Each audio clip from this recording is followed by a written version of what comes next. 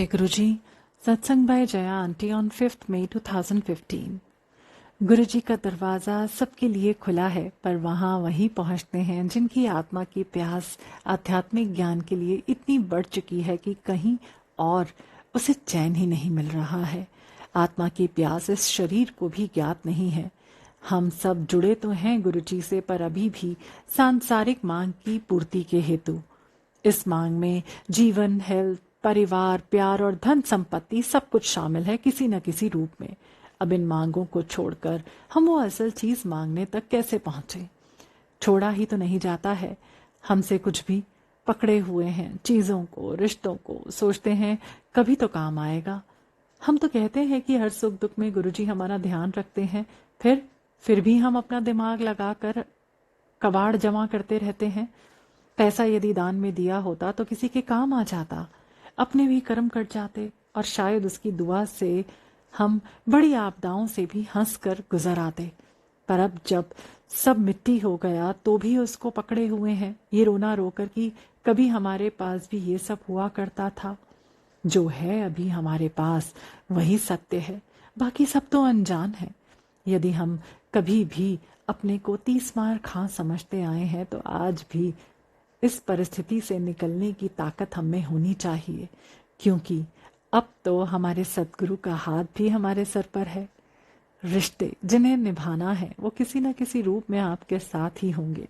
यदि सामने से नहीं तो छुपकर आपका ध्यान होगा उन्हें।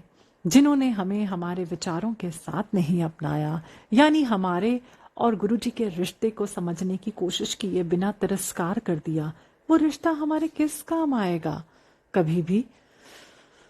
गुरुजी भगवान हैं, हम जानते हैं, पर यदि किसी को हमने उनसे जोड़ने की कोशिश की तो सिर्फ एक ही ख्याल जहन में रहा, गुरुजी सबका कल्याण करते हैं, गुरुजी शायद इनका भी कल्याण कर दें। कलयुग में ऐसा सोचना ही अपने आप में बहुत बड़ी ब्लेसिंग्स है।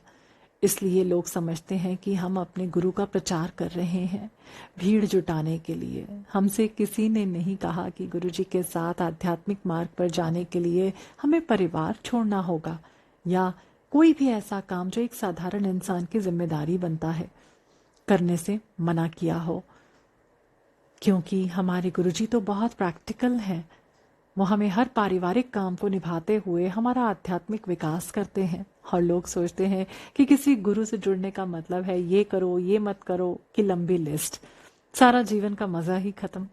जबकि हम संगत जानते हैं कि गुरुजी से जुड़ने के बाद हम जीवन के और भी मजे लेने लगे हैं। कठिनाइयों के पल में भी हम शांत रहकर मुस्कुरा सकते हैं।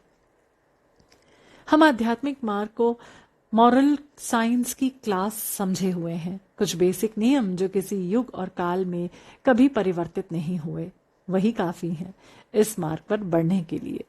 जैसे किसी का भला ना कर सको तो बुरा तो ना करो, किसी को खुशी दे सकते हो तो दो, दुखी मत करो किसी को।